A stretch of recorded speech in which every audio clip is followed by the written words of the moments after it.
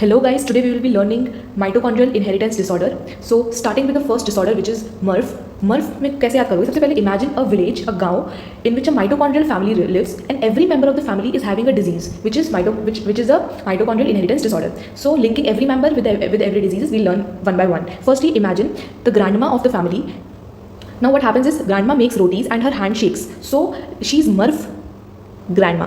सभी इसे मर्फ दादी के नाम से जानते हैं. मर्फ दादी तो myoclonic epilepsy because her hand was shaking and due to that the rotis which she make they are ragged red fibres. They are like ragged red fibres. Okay, so MERRF से इमेजिन करना grandma making the ragged red fibres. Now if you want to view the ragged red fibres, they look like these on the muscle biopsy. Like this is mass and trichome stain, this is the normal muscle and this is the ragged red fibers. Going on to the next disorder, it is Melas. How will you remember? Imagine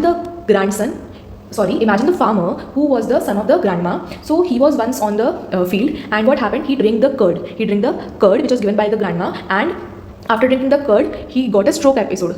and सारे गाँव वालों ने क्या बोला कि यहाँ तो मेला जम गया क्योंकि एकदम से स्ट्रोक की वजह से उसकी वो अनकॉन्शियस हो गया, उसकी डेथ भी हो सकती है. तो गाँव वाले बोलेंगे मेला जम गया, तो इसलिए हम बोलेंगे मेला से याद रखो एंसेफेलोपैथी, लैक्टिक एसिडोसिस, इसलिए मैंने कर्ड लिया है यहाँ पे, and then S for stroke like episodes. Okay, next disorder is the lawn disorder. इसको कैसे याद रखोगे? इमेजिन किसान की बेटी बहुत सुंदर है और एक दिन वो उस बेटी की नज़र चली जाती है. तो गांव वाले बोलेंगे बेटी की नज़र चली गई, और बेटी नॉर्मली सुंदर थी, लॉन पे काम करती थी, और इसलिए लॉन से हम लॉन को याद रखेंगे और उसमें नज़र जाती है तो sudden painless bilateral optic neuropathy. Next is the Pearson disease. इसको कैसे याद करोगे कि एक इन्फेंट छोटा सा बच्चा एकदम पेल दिख रहा है और बिल्कुल भी खुश नहीं है बिकॉज अपना खाना ही डाइजेस्ट नहीं कर पा रहा है. So he has pancreatic dysfunction, exocrine dysfunction, that is why's not able to digest the food and he has infantile sideroblastic anaemia. So Pearson disease याद हो जाएगा from that child, from that infantile disease. Next, you have to imagine the grandson.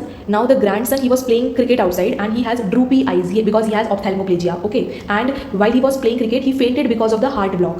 Okay, तो लोगों ने बोला, friends उसको tease करते थे हमेशा, कहते थे कि ये किरण से भी कम देख सकता है.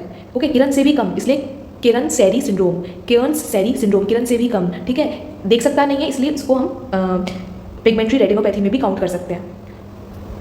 And he fainted during playing cricket because of the heart block. Now in the village there is नार्प काका. So the नार्प काका is basically he has चलने में प्रॉब्लम, आँखों में काला, इसीलिए he will be having नार्प stands for neuropathy, ataxia चलने में प्रॉब्लम, आँखों में काला, retinitis pigmentosa. Last but not the least, ले सिंड्रोम. तो इसमें इमेजिन करो एक छोटा सा बच्चा है, वो अपने क्रैडल पे लेटा हुआ है. सो उसको ऐसे याद रखो कि छोटे बच्चे को ले करके हम चुप कराते हैं. तो Leigh for subacute necrotising encephalomyelopathy. It is seen in infants. So tata bye bye, like share and subscribe करना मत भूलना.